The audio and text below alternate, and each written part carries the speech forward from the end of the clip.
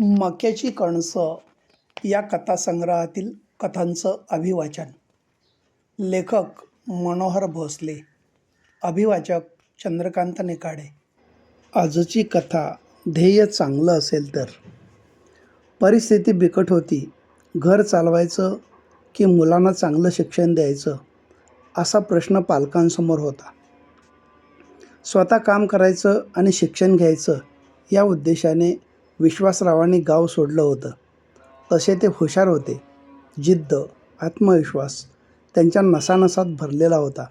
गावच्या प्राथमिक आणि माध्यमिक शाळेमध्ये त्यांचं शिक्षण झालं होतं. त्यांना चांगले मार्क होते. त्या आधारावर शहरातल्या चांगल्या कॉलेजमध्ये ॲडमिशन मिळालं होतं. पण राहायची सोय झालेली नव्हती. राहायची आणि 2 वेळच्या जेवणाची सोय जिथे होईल तिथे काम करायचं त्यांनी ठरवलं होतं. ते एका मोठ्या हॉटेलमध्ये कामाला लागले. सकाळी 4 तास आणि संध्याकाळी 4 तास असं काम होतं. सकाळी 11 ते दुपारी 4 पर्यंत कॉलेज असायचं. या दरम्यान त्यांनी स्पर्धा परीक्षेचा अभ्यास सुरू केला. सुट्टीच्या दिवशी सार्वजनिक वाचनालयात जाऊन अवांतर वाचन केलं. ग्रंथालयात येणाऱ्या जाणाऱ्या अनेकांच्या ओळखी झाल्या. नवे मित्र झाले. मोठमोठ्या लेखक कवींची, विचारवंतांची पुस्तकं वाचली. थोरांची चरित्र वाचली. सतत ज्ञानात भर पडत गेली. चांगले मार्क मिळत गेले. शिष्यवृत्ती मिळाली. काम सोडून हॉस्टेलमध्ये प्रवेश मिळाला आणि अभ्यासाला अधिक बळ मिळालं. दिवसामागून दिवस पुढे सरकत होते. एक गोष्ट मात्र नियमित घडत होती.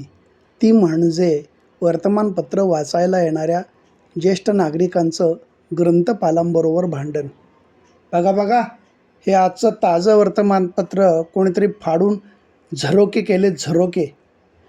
ग्रंथपाल काही बोलायचे नाहीत. तुमचं लक्ष नसतं ग्रंथालयात, नुसते बसून असता, माशा तरी मारत जा. सगळे लोक बघायचे. ग्रंथपाल मात्र काहीही बोलायचे नाहीत. मान खाली घालून शांत ऐकायचे. ग्रंथालयात अभ्यासासाठी येणारे अनेक विद्यार्थी पास झाले. मोठमोठे अधिकारी झाले. विश्वासरावांनी स्पर्धा परीक्षा चांगल्या मार्कांनी पास झाले. त्यांचा फोटो वर्तमानपत्रात छापून आला. ग्रंथपालांनी तो फोटो आणि ती बातमी कात्रण काढून भित्तीपत्रकावरती लावली. ग्रंथालयाच्या मासिक मीटिंगमध्ये विश्वासरावांचा सत्कार करण्याचा ठराव झाला. कार्यक्रमाच्या पत्रिका छापल्या. सदस्यांसह विविध क्षेत्रातील मान्यवरांना निमंत्रित करण्यात आलं. सभागृह भरगच्च भरलं होतं. पोलीस अधिकाऱ्याच्या गणवेशात मोठ्या रुबाबात विश्वासराव आले.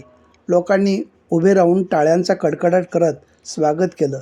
महिला मुलींनी आरती ओवाळली. त्यांच्या कपाळावर तिलक लावला. औक्षण केलं. शाल, श्रीफळ आणि बुके देऊन मान्यवरांच्या हस्ते झालेला तो सत्कार, खचाखच काढले गेलेले फोटो, ते दृश्य अविस्मरणीय होतं.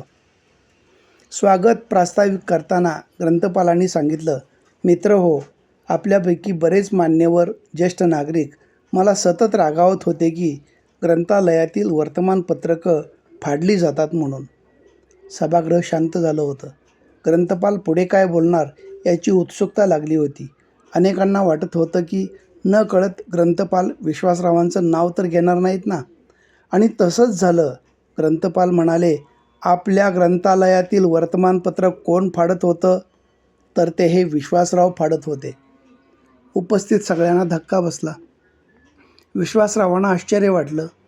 भाषण सुरू असताना ते ग्रंथपालांना म्हणाले, तुम्हाला हे माहीत होतं सर? हो, मला माहीत होतं. डबडबलेले डोळे, दाटलेला कंठ, जड आवाजात विश्वासराव म्हणाले, मग तुम्ही मला त्याच वेळी का नाही थांबवलं? सर स्मितहास्य करत माईकसमोर उभे होते. मी चोरी करत होतो तरी तुम्ही पाहत होता. अडवलं किंवा रागावला का नाहीत? तुम्हाला अडवलं नाही कारण तुमचं ध्येय चांगलं होतं. देशाची सेवा करण्याचं तुमचं स्वप्न होतं. कात्रणं काढणं हा तुमच्या अभ्यासाचा एक भाग होता. ग्रंथपालांच्या या उत्तरावर विश्वासराव खुर्चीतून उठले. स्वागत प्रास्ताविक करणाऱ्या ग्रंथपालांना मिठी मारली आणि ढसढसा अश्रू ढाळले. समोरचं दृश्य पाहून सभागृहात उपस्थित असलेल्या अनेकांना अश्रू अनावर झाले. अनेकांनी उभे राहून टाळ्या वाजवल्या. आपलं मनोगत व्यक्त करण्यासाठी विश्वासरावांनी माईक हातात घेतला. डोळे पुसले आणि म्हणाले, होय, मीच वर्तमानपत्र फाडत होतो. विश्वासराव पुढे काय बोलणार याची उत्सुकता सगळ्यांना लागली होती. सगळे लक्ष देऊन ऐकत होते. मोठमोठी पुस्तकं सोडा, माझ्याकडे दररोजचं वर्तमानपत्र खरेदी करण्याइतके पैसे नव्हते. अभ्यासाची पुस्तकं मित्रांकडून मागून मी वाचली आहेत. रात्री सगळे झोपले की मी जागत होतो. आणलेली पुस्तकं वाचत होतो. कारण सकाळी पुन्हा ती मित्रांना परत द्यावी लागायची. टाचणी पडली तर आवाज यावा इतकी शांतता पसरली होती. पर्याय नव्हता. वर्तमानपत्रांची कात्रणं काढणं हे चुकीचं आहे हे त्यावेळी मला माहीत होतं. आजही ते आठवलं की दुःख होतं. पण आज मी अभिमानाने सांगतो, त्यानंतर मी कधीही चुकीचं वागलो नाही. विश्वासरावांच्या या वाक्यावर टाळ्यांचा कडकडाट झाला. क्षणात शांतताही झाली. ते पुढे म्हणाले, अवांतर वाचनासाठी मी या ग्रंथालयात येत होतो. वर्तमानपत्र वाचल्यामुळं चालू घडामोडींचं ज्ञान व्हायचं. एखादी बातमी महत्त्वाची वाटली तर ती मी कापून घेत होतो. एक ब्लेडचा तुकडा नेहमी माझ्या शर्टच्या वरच्या खिशात असायचा. कोणाचं आपल्याकडे लक्ष नाही असं दिसलं की हळूच ब्लेडच्या तुकड्यानं कात्रण काढायचं, वहीच्या पानात लपवायचं, पेपर घडी घालून ठेवायचा आणि निघून जायचं. अनेकांना गंमत वाटली. काहीजण हसले. वर्तमानपत्र वाचायला येणारे लोक सरांना रागवायचे. मी ते पाहत होतो. सर मान खाली घालून शांत ऐकायचे.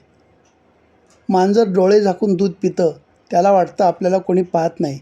पण मी वर्तमानपत्र फाडत होतो हे सरांना माहीत होतं. हे आज मला कळालं. सभागृहात क्षणभर हशा पसरला. माझ्यामुळं आपल्याला जो त्रास झाला त्याबद्दल मी माफी मागतो, असं म्हणत नम्रपणे हात जोडलेले पाहून उपस्थित सर्वांनी पुन्हा टाळ्या वाजवल्या. एक गोष्ट मात्र नक्की आहे, ध्येय चांगलं असेल तर आपल्याला कोण मदत करायला लागलेलं आहे हे सुद्धा कधीकधी कळत नाही. म्हणून मित्रांनो, चांगलं ध्येय ठेवा, यश नक्की मिळेल. असं म्हणत धन्यवाद व्यक्त करत विश्वासरावांनी आपलं मनोगत थांबवलं. पुन्हा सर्वांनी उभा राहून टाळ्या वाजवल्या. आज हेच विश्वासराव नांगरे पाटील म्हणून हजारो लाखो युवकांचे आयडॉल बनले आहेत. धन्यवाद.